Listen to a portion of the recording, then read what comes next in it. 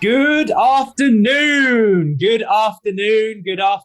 everybody inside of Coaching Mastery. But hello to everybody inside of Coaching Mastery. How are we doing today? We are going to be talking about a very, very interesting topic. Well, I think it's very interesting anyway, and it is related to one of my favorite books. One of the first personal development books I ever read and I ever took seriously. If you are watching this live, please do let me know in the comments, because as always, you know me, I like to actually talk to everybody before we dive in, but let me just record new audio recording. This, of course, is for the podcast. Yes, my Yeti microphone, which is the best microphone you can get to just plug into your laptop, just to let you know. So before we do this and before we dive in, let me just see if I can see everybody joining the chat. So who is in the house, ladies and gentlemen? Who is here? So we have got the awesome, the charismatic, the energetic, Karina Karan. We've got the incredible Sandra Kanowski, TCM Power Ranger. We've got Monica Dobruck in the house. Monica, we need more up-to-date pictures of all the merch. I miss it. We got Glenn Keenan says, hi, Liam. Looking forward to this one today. Susan Cox in the house saying, hey, everyone. Jim Lutz says, good morning to all of you beautiful TCM coaches. Karina says, all live here.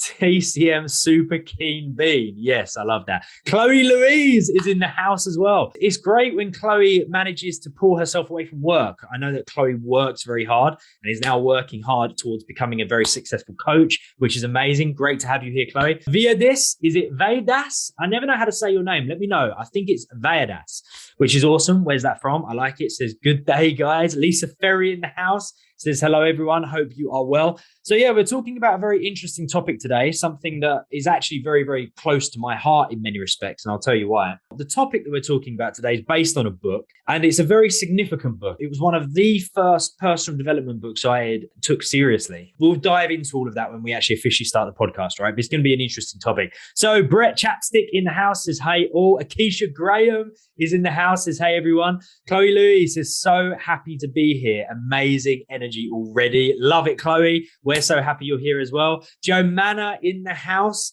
says, hello, Joe Manor. It's good to see you. I need to try to refrain from calling you Dr. Joe because that is my nickname for you, which I really love. Joe doesn't like it. It's too professional. It was coming from a point of view of being fun, but you know what, Joe? I'll call you Joe. One of my favorite people. I love the energy. Leanne Jones says, didn't think I could make it, but listening in the car after a bit of yoga. Good afternoon, beautiful beings. If you're driving, Leanne, please drive safe. Joe Manor says, I'm supposed to be in another meeting, so can only stay on for a few minutes. Call me Dr. Joe. I can't not call you Dr. Joe. It's like my nickname for you. I love it. Monica says, Liam, how was your catch up with Lewis? I see you're in one piece today. It was an amazing catch up. It was incredible. And it was so overdue, like incredibly overdue. We obviously don't get to see each other like in person. When I say not very often, that just doesn't do it justice whatsoever. We get to see each other in person about twice a year, right? If that, and that's if we're lucky. I mean, without a shadow of a doubt, we've gone more than a year before without seeing each other whatsoever. So yeah, it was an amazing catch up. It was an amazing get together. Lewis is back in the UK for a month. He's going to be here all the way to the end of the month. So I'm really looking forward to that. We're going to be together again tomorrow. We're going to meet up first thing in the morning. We're going to do a full day's worth of brainstorming and building and continuing to increase the success of the coaches within the Coaching Masters and continuing to try to bring you as much value as possible. So yeah, it's going to be amazing. I promise that tomorrow I'll make sure that there's a lot more content, right? I'll do a lot of videos and stories and pictures. I'll just do as much as possible. So if you're not yet following me on Instagram, make sure you go and follow me on Instagram. That's where I just do most of my daily things. So my Instagram is at liam.james.collins, right? At liam.james.collins. So if you're not following on Instagram yet, just go and follow me, right? Dr. Joe says, loved seeing your pics and videos with Lewis. I thought he would be on here today. He's in the city. And of course, I've got lives to do today. I've got trainings to do today. Yeah, Leanne Jones says, what's your Instagram? It's at liam.james.collins. Everyone go and follow me and you'll see all of the updates of me and Lewis being in the city tomorrow. Anyway, let's start the podcast. Welcome back, ladies and gentlemen. I'm recording this on the 10th of March, 2022. But you won't be listening to this on the 10th of March if you're listening to the podcast, because the podcast isn't released until a few days after I've recorded the podcast. However, if you are inside of Coaching Mastery, which is the Coaching Masters one and only free Facebook group for coaches, then, of course, it is the 10th of March, 2022. It is 12 p.m. UK time, and you are watching me record this podcast episode completely 100% live. I love it. Now, if you're watching live, tell me once again in the comments who is here. Now, I know there's loads of people tuning in live. There's Karina Kran, there's Sandra Kanowski, there's Monica Dobruck, there's Glenn Keenan, there's Susan Cox, there's Jim Lutz, there's Chloe Louise, there's Vadis, there's Lisa, there's Laura, there's Joanne, there's Brat, there's Akeisha, there's Chloe, there's Dr. Joe. There's loads of people tuning in live. There's Emma Morawski has turned up as well. Hello, Emma. It's great to see you. Loads of people here tuning in live. Camilla Anderson is here. Michelle Morton is here. Yes, this is incredible. We've got so many people watching me record this week's episode of the Coaching Masters podcast. And this is going to be a really interesting episode. Sharon is here as well. Sharon Hamida. Good to see you, Sharon. It's Karen. Karina's surname is Karen. Interesting. I like it. Karina Karen. That bounces off the tongue, doesn't it? Jim Lutz. I got Jim's surname wrong for years. I used to call him Jim Lutz. And to my defense, I suppose it is spelt like that, but it is pronounced Lutz. And he says, getting snow again today in Chicago. I'm here for spring. Melinda Smith in the house says, hello all. Camilla's on her lunch break. Karina, spell Karen. I love it. Oh, Guyanese. Where's that? Enlighten me, Karina. Guyanese. I'm trying to figure out. I'm thinking surely this has got to be some sort of obvious place that I'm just completely missing. Guyanese. Where's Guyanese from? Glenn Keenan says, watching live with my accreditation certificate sitting beside me, ready to be put into a frame. I love it. South America. Oh, exotic. Have I ever been to South America? I don't think I have. I was thinking for a second, surely I've been to South America. There has to be one place in South America that I've been to. But there's not. Interesting. That's an entire place. I love it. So anyway, let's dive into this. What I'm going to attempt to do today is I'm going to attempt to do something quite difficult, if I'm being honest. I'm going to attempt to condense one of the densest, longest, most informative personal development books in history down into 50 minutes max, because of course, that's how much longer we've got the podcast. Karina is from Guyana, but was born in Hackney. My parents chose my name. What a legend. What a legend. I like it, Karina. You're one of my favorite people. I love your energy. So anyway, I'm going to try to condense one of the most informative and best-selling personal development books, which is dense as fuck, down into a 50-minute podcast. So let's jump in. And that book is, of course, The 7 Habits of Highly Effective People, right? It was probably about the year 2001, I would say, where I first became aware of the 7 Habits of Highly Effective People when I was 11 years old. And the reason that I say that, and I'm kind of plucking that date out of thin air, but it does make a lot of sense to me, is that I remember that book being on my mum's bookshelf when I was very, very young, right? Really young. I don't know if I was as young as like 6 or 7 or 8, but maybe about 11. And that's why I'm plucking 2001 out of my head, because I remember distinctly seeing that book. And of course, on my mum's bookshelf, there was loads of personal development books and loads of coaching books and mindset books and all of that stuff.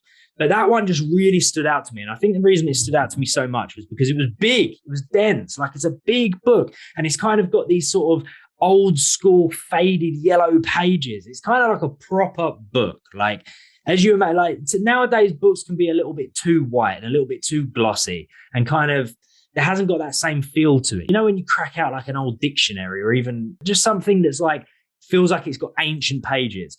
This is like that. So anyway, it always stood out to me, but I never read it. And I was only a kid. I was much more interested in getting out in the street and playing games with my friends or playing video games or whatever. But then years later, I did read it when I was on my own personal development journey. And it was fucking mind blowing, like completely game changing. So let me know in the comments, have you read The 7 Habits of Highly Effective People? right? Just let me know if you've read it. I've got no doubts whatsoever that you're probably aware of it, right? And on some level, you have seen it somewhere, or you've heard of it, or you've been in conversation with somebody who's been talking about it.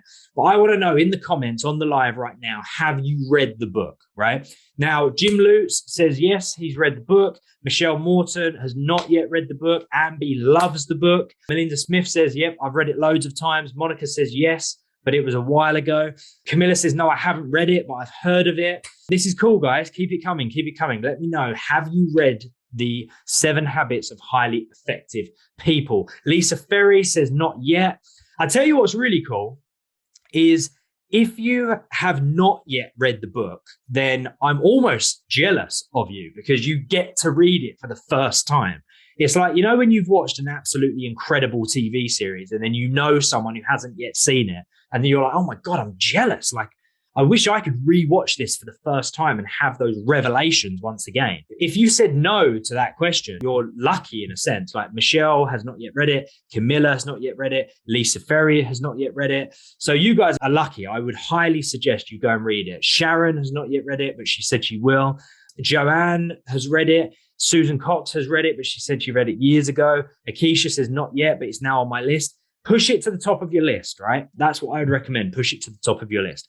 So anyway, there's a few things that this book will help with, right? But there's kind of one overriding theme in many respects. And the overriding theme really is the sort of the transition away from being dependent on other people and dependent on the world around you and having dependence and your thoughts and your feelings and your emotions and your success and your progress all being dependent on things outside of yourself, right?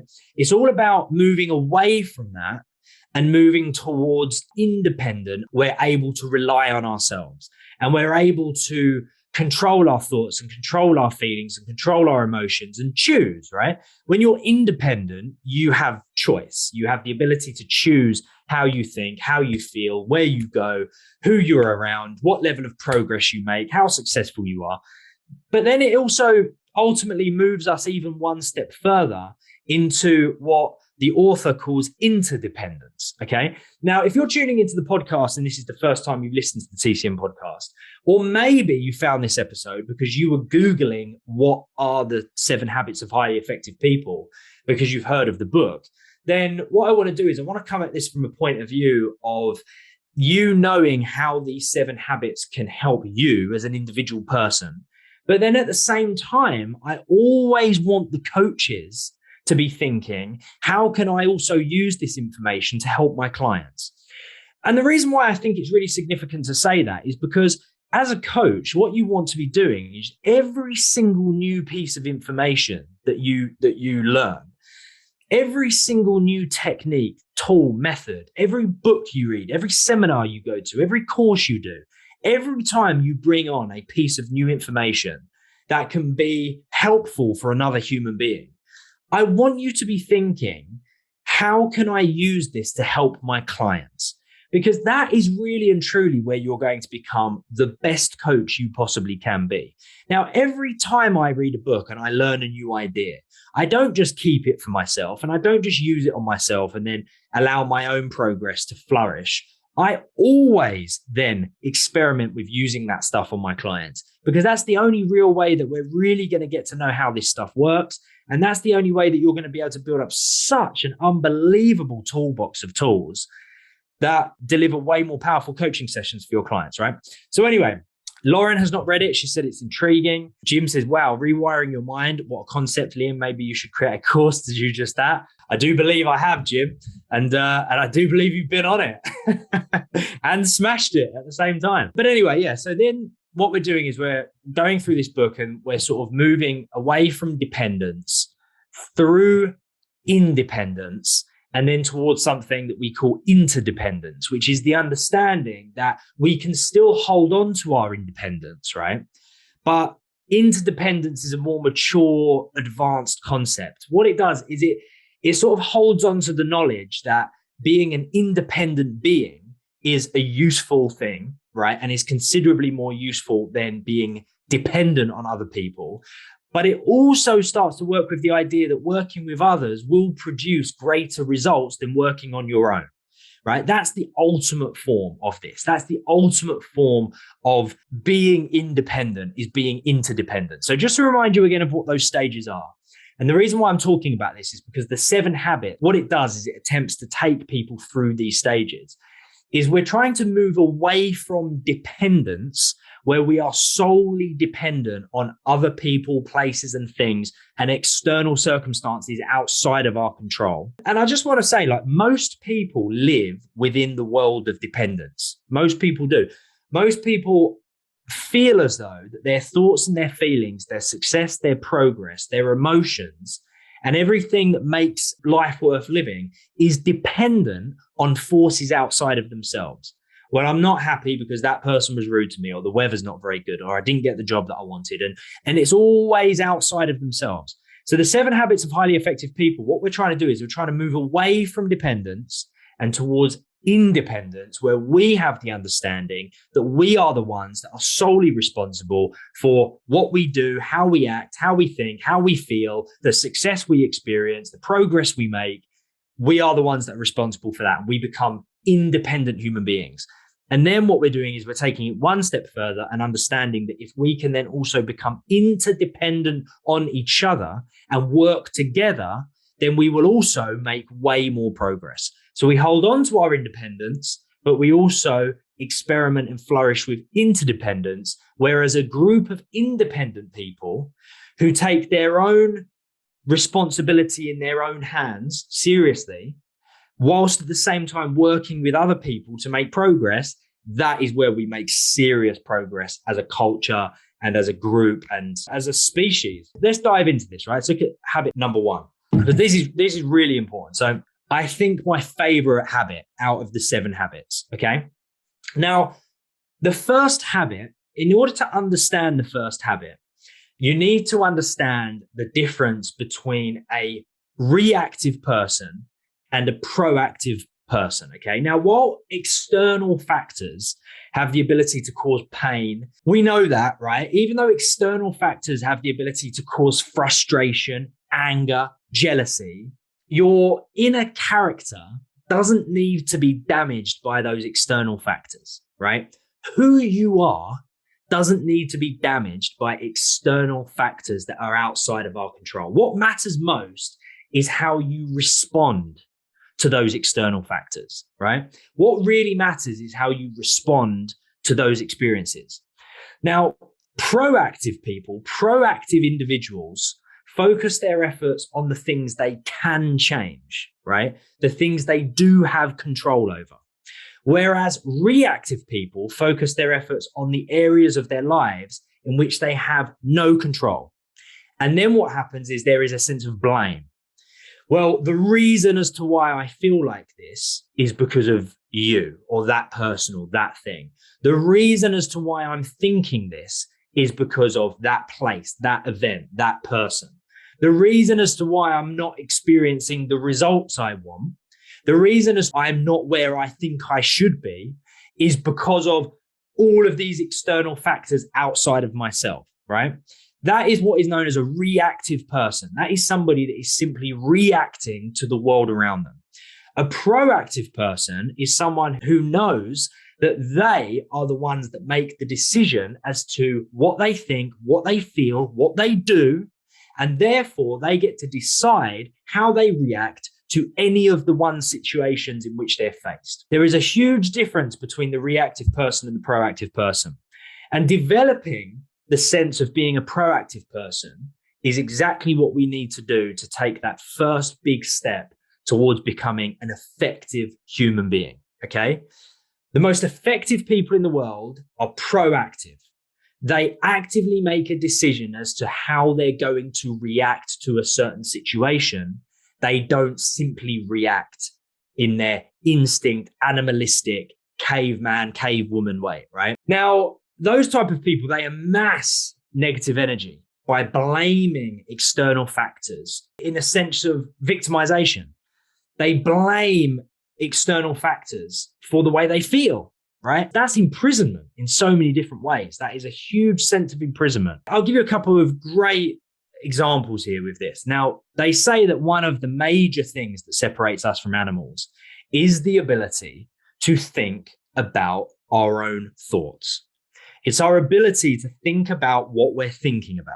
Okay. Now, animals don't have this same sense. People say that dolphins have the same level of intelligence as a human being, for example, right? So it's a little bit of a generalization when we say animals, but what we're talking about, animals in the generalized sense are reactive. So I'll give you an example. If you walked into the middle of a field and that field was full of deer, let's just say, and you fired off a gun in the sky, all of those deer are going to react in the exact same way, right? They're all going to prick their ears up and they're going to run, okay? Now, not one of those deer will stop and say, let me just take a moment to think about whether or not this is or isn't a threat based on my past experience. Am I overreacting? Am I thinking about this in the right way? Have I missed any key information? Is my perspective limiting me or is it empowering me? How do I want to decide how I react to this gunshot? Is that even what it is? Maybe it's a car backfiring. Maybe it's something else. The deer is not going to fucking do that, right? The deer is going to react to that gunshot and it's going to run and it's going to run for its life. But we have the ability to do that. It's one of the major things that separates us from animals is that we have the ability to think about what we're thinking about and think about whether or not what we're thinking about is empowering or limiting.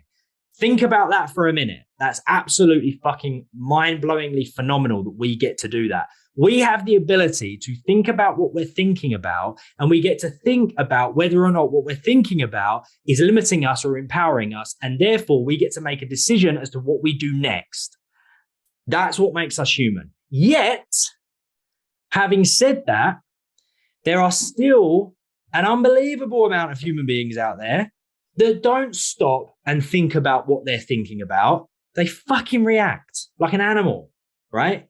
Just instant reactive, overly reactive, using that reactive animal monkey brain without even stopping to think about all of the factors. I am aware we're only on habit number 1. And the other habits in many respects are not as long. This is the big one for me. Like, this is really the big one. Mihaela Anka in the house, or should I say NLP master in training? Yes. Mihaela just enrolled onto the NLP master course. I'm very excited for you, Mihaela. You're about to embark upon an amazing journey. And it's all to do with what we're talking about today. So, okay, I'll give you a great example. I'll give you another excellent example of this. And this is something I can imagine on some level most people can relate to. And I find it shocking, but at the same time, I'm a normal person. So I've got this theory, right? I really need to think of like a solidified actual name for it because I don't have one. Let's call it disconnect theory. My theory as to why road rage exists, but not only exists, but why it's a genuine problem is because everybody in their own individual cars may as well be in their own individual bubbles, right? And as long as you're inside of your individual bubble, you don't have any direct connection with the other people inside of their bubbles. And therefore, you don't know them. And because you don't know them and you're disconnected by them, we have this awful fucking thing as human beings, whereas that naturally to us on a deeper amygdala, caveman, animalistic sense means that that person is automatically a threat and I don't like them, right? And therefore, when someone in their car does something that you even slightly disagree with, that is why there is this heightened sense of anger or frustration, and then road rage exists, right? That's because of the disconnect theory. It's because there is such a disconnect between you in your car and them in their car that disconnect creates dislike, automatic dislike. And it is the weirdest, strangest, most animalistic thing in the world that doesn't make any fucking sense. But what that then creates is it creates the reactive person, right? And it brings that side out of us. I'll give you another great example of disconnect theory, right? Who here watches The Apprentice? Now, I don't know if it's the same for the American version, but who here in the UK who's listening to this podcast watches the UK version of The Apprentice? Let me know. Now, if you do, you'll notice that every single time they do a task, right, one group always splits off into two, right? They do that every single time. And so there's a team leader, right? Like a project manager. And they say, right, okay, me and this other person are going to go this way. You and this other person are going to go that way, right? And then we'll communicate, right? This is what I want to happen. Have you noticed that 100% of the time that there is hostility automatically created between those two groups the moment that they move off in separate directions, even though they're on the same fucking team? Have you noticed that? Even though they're on the same team, right? The moment they split off into the team and the sub-team, there is automatic hostility between the two, automatic dislike between the two. And then when it all comes down to it and they're in the boardroom, you'll notice that team and the sub-team are then like going at each other and defending each other. That is a fucking classic example of disconnect theory. The second you move away from and you become disconnected from that other group or that other individual, there is automatic hostility. That is our animal reactive brain, our amygdala, telling us that now that we are disconnected, we must dislike because they have automatically become a threat, right? Now, road rage is a great example of whether or not you are allowing yourself to be a reactive person compared to a proactive person. A proactive person, I'll give you a great example. Let's say, for instance, right, someone cuts you up on the road. A reactive person will get angry and frustrated and react and shout and swear. And in their mind, that person driving that car automatically is a dick, right? Automatically is the enemy.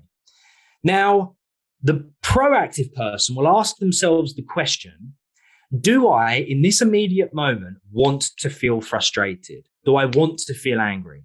Is that useful? And if so, why is it useful? What are the reasons as to why this is useful for me? Okay. Now, that proactive person, if they then say, I've come to the conclusion that this is not useful for me, I'm on my way to a job interview, I'm on my way to see my parents, I'm on my way to a date, and I would rather not feel angry and frustrated when I turn up to this event that I've been looking forward to.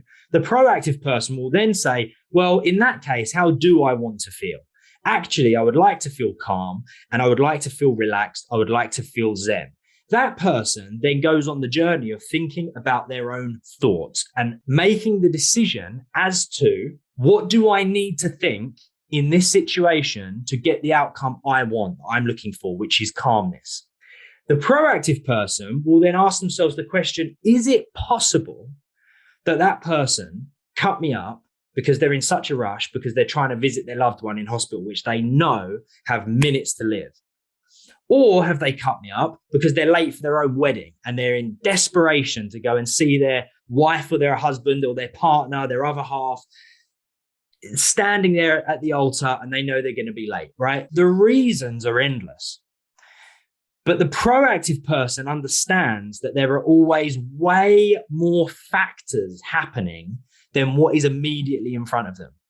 So if you've experienced any form of road rage, what you're experiencing is you're experiencing what it's like to be a reactive person. And it's not fucking good.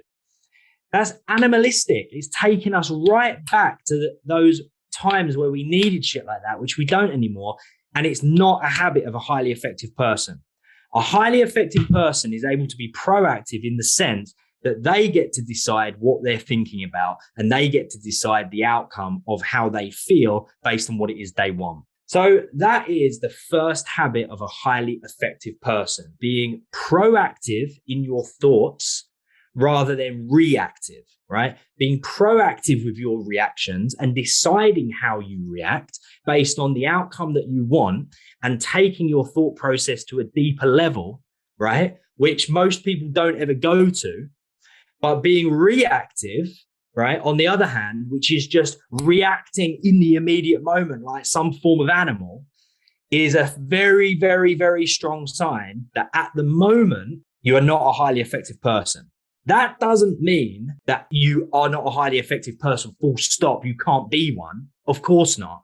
That's what this fucking book is all about. It's about teaching us how to be highly effective if we're not yet being highly effective. But honestly, next time you're in any form of situation where you then think, this is literally just an immediate reaction from me, just remember this. Remember this episode and think, I want to be a highly effective person. So actually, I'm going to take this one step further. I'm going to be proactive. I'm going to think about my own thoughts, my own thought process. I'm going to find out what it is I want. I'm going to decide how I want to feel and therefore decide what I'm thinking to get the outcome that I want instead of just reacting like an animal, right? And then step away from that. Step away from that. If the journey is to become a highly effective person, we've got to fucking leave that shit behind because that's the thing that holds us back. Anyway, proactive versus reactive, right? That is a real thing. That is a genuine thing. We want it to empower other forces. We cannot allow those other forces and we cannot empower them to fucking control us, right? We can't.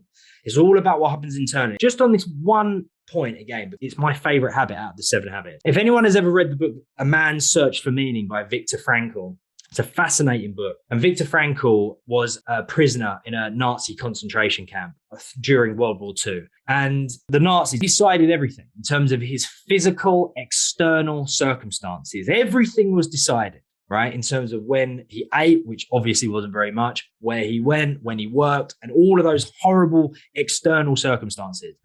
But the one fucking thing that they could not control, that they didn't have any control over ever, was what was going on inside of his own head and his own thoughts. They couldn't control his thoughts. He had control over his thoughts. And therefore, he had control over the way that he felt because thoughts become feelings, as we know. That is a phenomenal example of being a proactive person in a situation where it would be almost impossible to be that proactive person. So if Viktor Frankl can be that proactive person in those circumstances during the Second World War, we can definitely be proactive people out in the easy life that we have at the moment, and especially with something like road rage, right? It's a very low level thing.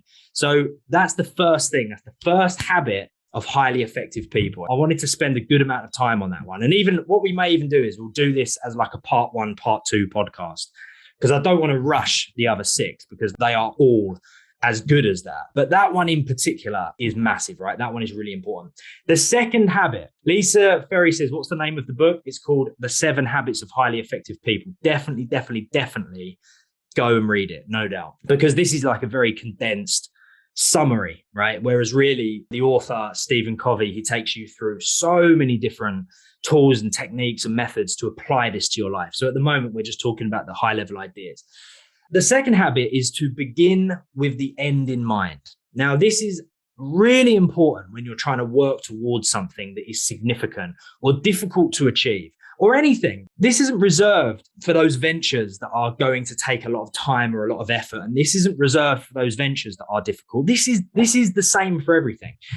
And so anyway, in the book, he gives this great exercise and it really is an eye-opening, phenomenal exercise to do. Like it really, really is. And it can be dark, it can be morbid, but it's very, very effective. So I really recommend that everybody do this. And so anyway, he talks about this exercise where he gets you to imagine that you are at your own funeral. You've passed away, only a couple of years have gone by. And he actually specifies and he says, let's imagine that you pass away in 3 years, right? 3 years from today. And the reason that he says that is it will make more sense in a minute, but it's because that in itself is a good amount of time to potentially make the changes that he wants us to make in order to get the outcome that we want. So anyway, he says 3 years have passed and you've died, you've passed away, and you are watching your own funeral. And at your funeral, there are various different people that get up and speak. One of them is your closest friend. One of them is your partner, whether that's your husband, your wife, your boyfriend, your girlfriend. And one of them is a parent, right? So one of them is your closest friend. One of them is your partner. One of them is a parent, I believe. It's been a long time since I read the book, but I think those are the 3 individuals. And then what he does is he gets you to imagine exactly what you would want them to say about you if they were standing up at your funeral talking about you, right? And one of the most eye-opening things, of course, is as we just go about our day-to-day lives, is we completely miss doing the things that need to be done in order to become the people that we want to be, right? So I'll just say that one more time. As we go about our day to day, our normal lives, it's really easy to miss and forget to do the things that need to be done in order to become the people that we want to be. So the reason why this is really effective is that when you imagine those three individuals standing up and giving your eulogy and talking about you now that you've passed away, you need to try to imagine all of the things that you want them to say, right? What would you ideally love to be remembered for? You know, have you got people up there saying they were incredibly generous, right? They were always very generous with their time. Anytime I needed them, they were there. You know, they were so inspiring. They always chased their dreams. They always made sure that they were focused on their goals and their outcomes, and they wanted to help people, and they weren't imprisoned by a 9-to-5 job, and they weren't being told what to do. They were someone that I could believe in. They were a leader. I mean, of course, these are things that are just popping up off the top of my own head because there's going to be my own internal representations. Are you going to want to have people say they lived their life to the full? They traveled so much. They saw every country around the world. They jumped out of airplanes. They felt the exhilaration of life. Basically, whatever your version of it is, ideally, we want those three individuals to be able to say the things that we really want to hear based on the type of person that we truly want to be, based on the outcomes that we want to get. And then we need to ask ourselves, how much of our day-to-day life are we actually working towards that, really, in reality? And if we were to die today, would they say that? Or would it be a different story? Would they say that? Or would they say, well, you know, they played it safe. They had a 9-to-5 job. They didn't seem that happy with it, but I knew what they were concerned about a lot was paying bills. And, you know, to be fair to them, they paid those bills. And I think those bills are even paid on time. I don't know if they traveled anywhere or went anywhere significant. They didn't jump out of any planes. They didn't do anything that seemed particularly noteworthy. I probably wouldn't refer to them as a leader. I wouldn't want to follow in their footsteps. It's not like they did anything that blew me away. I don't think they helped many people, but they went to work every day. Is that good? I don't know. I guess so. Is that going to be the thing that you want to hear? Right? That scares the fuck out of me. I don't know about you, but Jesus, like that really scares me. And then imagine being there and hearing all that and thinking, holy shit, I had a chance here. I could have done something here. I could have made my mark here, right? I really, really, really could have inspired some people to do some great things. And actually, what I did is I did my day to day. And I did that right up until the end.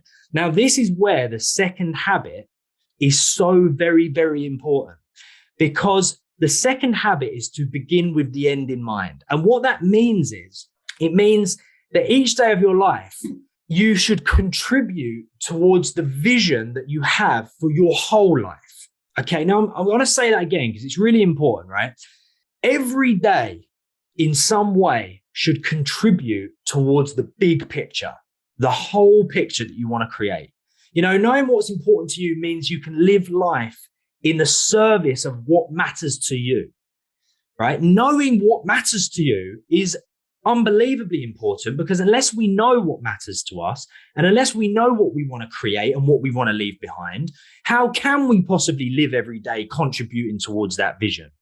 What we do is we fall ineffective people. And by the way, again, the reason I'm talking about this book and the reason why the book is so good is because it can teach anyone how to be an effective person. There's no such thing as effective people and ineffective people, and that's it. It's like you get the hand that you're dealt, and that's it, right? It's not that. Anyone can become an effective person. But if you are ineffective at the moment, you're not beginning with the end in mind. You're doing things that are immediately in front of you in the moment just because they're there, just because that is what the day requires in the immediate moment. This is a rough calculation, right? But I calculated the other day, roughly, that if I live to about 100-ish, that I've got roughly about 25,000 days left, right? 25,000 days. And considering how fast the day goes, I don't consider that to be very much, right? And that is if I'm lucky and I live to the same age that my grandmother is at. I may live longer, I may live less, right? Who knows? That's about 25,000 days. Now, how can I ensure that each one of those 25,000 days is contributing towards the bigger vision of how I'm remembered when I die. If I don't know how I want to be remembered when I die, I don't know what I want to leave behind. If I don't know ultimately what the big vision is, if we don't have a destination to put into that satellite navigation system, you can drive that car, you can see some pretty things, you can go on a couple of adventurous trips, and ultimately you're lost. You're always lost. No matter how fun the journey is, no matter how many cool things you see, no matter how many experiences you have along the way, unless there is a destination input into that satellite navigation system, it can be fun, but ultimately we're fucking lost, right? Now, if you have a destination that you put into that satellite navigation, you can take every fucking wrong turn you want. You can go down every scenic route. You can stop off for snacks and you can put on crazy music and you can be with your loved ones and you can go on a fucking awesome road trip and you don't even need to follow the route that's on the satellite navigation, but you have a destination. And in one way or another, you will be rerouted back to that destination. And ultimately, you will find yourself there. So we have to have the destination. You begin with the end in mind. Every time you start a journey, the reason as to why that journey is effective is because you know where the fuck you're going. You have to begin with the end in mind. And life is exactly the same. So habit 2 involves identifying old scripts that are taking you away from what matters most, right? And writing new scripts that are congruent with your deepest values. That's what habit 2 is all about. Habit 2 is all about understanding ultimately what you want and then rewriting the scripts inside of your own head, inside of your own mind, and rewriting your life in order to be able to reach the final destination where you're trying to get to ultimately. And when I say rewrite, and that's because the scripts that we've currently got in our head, the stories that we tell ourselves, the things that we convince ourselves are important are things that have been shoved in front of us where in some form or another, someone else has said, this is important, you should pay attention to this. I want each and every one of you to start making a decision as to what you want to pay attention to and what you want to achieve and what you ultimately want to be remembered for. And that's why that funeral exercise is so powerful, because if you go through that exercise and you say, well, I would love my best friend to say this, I would love my partner to say this, and I would love a parent to say this, right? And a child, let's add that onto there, because I think it may have been best friend, partner, and parent, or it may have been best friend, partner, or child. I can't remember. But anyway, let's add the kids onto that, because of course, really, ultimately, they are the ones that we want them to remember us in the highest possible form, right? Now, when I'm gone, I want Posey and my other kids at the time to remember me as their hero. What do I need to do to ensure that happens? I want them to remember me as the one that broke us away from the fucking day-to-day grind and the working class grind of needing to just fucking pay the bills, of which our entire family line has been in for generations. I want them to look back and go, he did that. He fucking broke that chain. He broke that pattern. And because of that, I'm now able to spend every day doing what I feel passionate about instead of having to spend every day doing some bullshit thing because I've got to pay a bill. What do I need to do in order to make that happen? Right? Now, I know that that is one of many things that I want my kids to remember me for, right? As being the one that broke us away from the pattern of not being able to engage in what we're passionate about and needing to engage in just a 9-to-5 because we've got bills to pay. That's what every single one of my lineage has experienced forever, right? Since the fucking dawn of time, as far as I'm aware, right? And I know my family tree. My family tree goes back far. I invested quite a lot of money into that. And I'll share this with you maybe on another podcast, but I've actually traced my family tree back to my 14 times great-grandfather, whose name was Adami Fletcher, right? Back to the year 1429, right? We're talking proper medieval records here. That's as far as I can go. I can't go any further. I've tried really hard, blah, blah, blah. This is a story for another time. But anyway, as far as I'm aware, based on the research that I have done and the family tree that I've built, which goes all the way back to 1429, my 14 times great grandfather, Adami Fletcher, they all had to fucking work to make ends meet. Every one of them. Every fucking one of them. And I'm talking like hundreds of people now that have gone my family tree, because obviously like you start with like mum and dad, and then it's their mum and dad and their mum and dad, and it's their mum and dad and mum and dad and mum and dad and mum and dad. And that goes, and it goes all the way out. And then you end up with these hundreds of people in your family tree. I'll screen share and show you mine next week. I'll do that next week.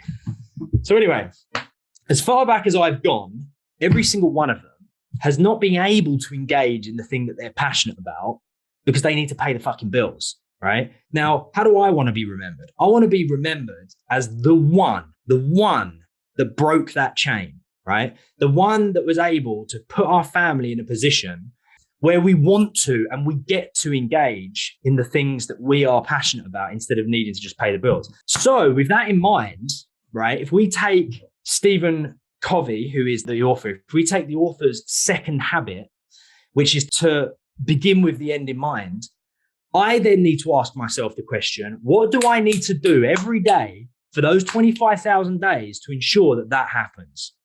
And that influences the decisions that I make on a daily basis. So I'm not ever feeling lost. So I'm always asking myself the question, this thing that I'm doing right now, is that getting me closer towards that end goal that I'm looking for? And therefore, I know where to begin. I know where to start. So this is what I want all of you guys to do. I want you to go through that exercise, and I want you to think, how do I want to be remembered, right? How do I want my best friend to remember me, my partner, my parents, my kids? What would I want them to say about me when I'm gone? That's the end. And we begin with the end in mind, okay? And what happens then is each decision that we make on a daily basis, every time a challenge arises, every time we're put in a situation where we're about to react and our reactive brain will take over, okay? Now you see how they're starting to link. Every time we are about to waste a day, right? And rest days contribute towards the greater vision, right? This isn't about relentlessly fucking going for it 24 hours a day because you'll burn yourself out. But if you're going to waste a day, and what I mean by waste a day is do something that actually moves you away from the ultimate vision, you won't need to fall into that trap anymore because you're able to stop and ask yourself, is this getting me closer towards the thing I ultimately want? Is this decision going to get me closer to that? Is this action going to get me closer to that? Is this thought going to get me closer to that? Is this feeling going to get me closer to that? And this is where this shit gets really powerful, because reactive people, and I go as far as to say the majority of the people on earth, will say, I can't control how I feel. It's just how I feel. I can't control what I'm thinking. It's just how I'm thinking. But that's a very reactive mindset, because in reality, if you knew what the end goal was, and you knew that you were thinking something and feeling something that wasn't getting you towards the end goal, you all of a sudden will have the motivation to change what you're thinking and what you're feeling, because you know then what you want instead. And then it becomes a lot easier to change the way that you're thinking and feeling if you've got an alternative. The only reason why it feels impossible is because you're not faced with an alternative that is going to drive you towards your dominant emotional driver, right? The dominant thing that drives you towards the end goal that you want to create. So this is definitely, of course, going to be a whole part 1, part 2 podcast, because I'm going to finish this in 5 minutes. We've only done 2 of the habits, and we'll do the other 4 next week, of course. But I think that's a good thing, because in the same way that the 7 Habits of Highly Effective People is not a book that you want to read cover to cover in a day. You don't want to do that. You want to embrace the learnings on a chapter by chapter basis, and you don't want to rush it. I want to do the same thing with this podcast. I don't want to rush through them. For this week alone, if all you do is focus on those 2 things, bearing in mind there's another 4 habits which will change your fucking life, I promise you. But even if you just focus on those 2 habits this week alone, your week is going to be very different, right? It's going to be very different. So just to remind you what those are, habit number 1 is to be proactive in your reactions opposed to reactive, right? Don't simply react to the external circumstances that are around you, regardless of how much it feels like they're trying to piss you off, make you angry, make you sad, make you jealous, whatever. As much as it may feel like those external circumstances are trying to make you think and feel a certain way, be the proactive person that makes the decision as to what you're going to think. Be that deer that hears the gunshot and says, do I really need to be scared? Was it even a gunshot? Is it aimed at me? What would I prefer to do instead? What would be more useful in this moment? The crowd has run that way, but is that a crowd that I even want to be a part of? The crowd have now got this outcome. Is that an outcome I ever wanted? Be the proactive person that asks the questions, right? As to how you do want to think and how you do want to feel based on an outcome that you want. And to make that easier, do the second habit, which is to begin with the end in mind. Do the second habit. Oh yeah, sorry, 5 habits, not 4 left. Math isn't my thing, right? But do I need it to be? I've got an accountant. I don't fucking need to be good at math. I need to be good at motivation. I'll leave the math to that person and he can leave the talking to me. And it's a good double act, right? But anyway, there's an 8th habit as well, by the way. We will cover that one. I'm not as blown away by the 8th habit, if I'm being honest. My personal opinion is that Stephen Covey wrote the fucking most influential personal development book in the world, which was the 7 Habits of Highly Effective People. And then he wanted to ride the wave and create another book. And fair play, I definitely don't blame him for that. We will talk about the 8th habit, but it's not as good. But anyway, the 2 that we're talking about today, being proactive versus reactive. And to help with that, right? To help with that, think about the end goal, right? Think about what you want ultimately. Okay, we must begin with the end in mind. And we can't do that unless we have absolute clarity around what is the end, right? So the funeral technique is amazing for that, right? If life was to come to an end, how would I want to be remembered? How would I want them to speak about me? How would I want them to think about me? That is so fucking powerful. We can't ever underestimate the power of that. We really can't, because that is the guiding light that should guide you with every decision you ever make. Is this decision going to get me closer towards that end goal, which I've already predetermined is exactly how I want to be remembered? And if it's not, I'm not going to fucking do it. I'm not going to bother. I'm not going to engage in it. I'm not going to think about it. I'm not going to let it drag me down, because it is not driving me towards that one thing. The reason as to why it's easy to be reactive and get dragged down and feel sad and feel depressed and feel anxious and get fucking all of our energy zapped by people where we might experience jealousy and hate and all of these things is because most of the time we are not absolutely crystal clear on the end goal, on ultimately how we want to be remembered. If you do nothing else but those 2 things, I promise you, you are going to be much more highly effective than what you were before. And in a year's time, you'll be in a completely different place. One last little theory I want to leave you with. Probably said this a million times. I want everybody to really properly absorb this, right? If you have a golf ball, okay, and you hit that golf ball dead center, it is going to travel. After it's traveled 100 yards, it's going to end up in one particular place, right? Okay.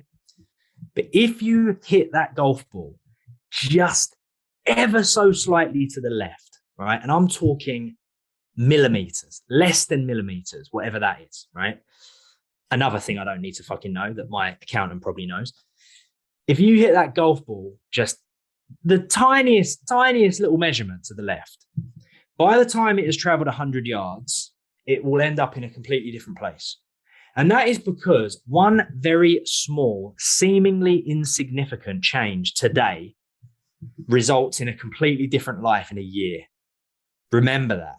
Always remember that. So do that. Make these 2 little changes today and make the decision that you're going to be proactive in your thoughts instead of reactive, and make the decision that you're going to begin with the end in mind, and you're going to know what the end is. Okay. I love you all.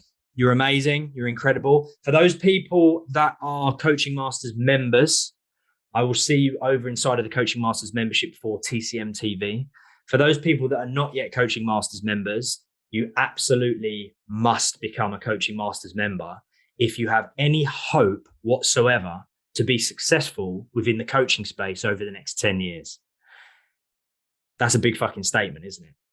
Now, I can see where we're taking the Coaching Masters. It's a conversation I'm having every day with the people involved. And I will go as far as to say, if you're listening to this on the podcast and you in any way want to be involved with the coaching industry and be successful in that industry, you must join the Coaching Masters membership ASAP, or you are going to be completely left behind and left in the dust. That's all I'm going to say. I love you all. You're amazing. You're powerful. You're valued. You're valid. You have thoughts. You have feelings. You won the sperm race. You beat fucking billions of others to be here. And just to put this into perspective, in order for you to be conceived, every single person in your family tree back to the dawn of time needed to make every single decision that they made throughout their life. And every single person they connect with that somehow influenced their life needed to make the decisions they made, and so on and so on and so on and so on and so on. When people say that you're here because you won that race, trust me, the statistics go way fucking beyond that, to astronomical mathematical degrees in which not even my fucking accountant would understand. The bastard. No, I love my accountant. He does a great job. So guys, I love you all. I'll speak to you very soon. Keep coaching your way to freedom. TCM members, I'll see you over in the community. See you in a bit.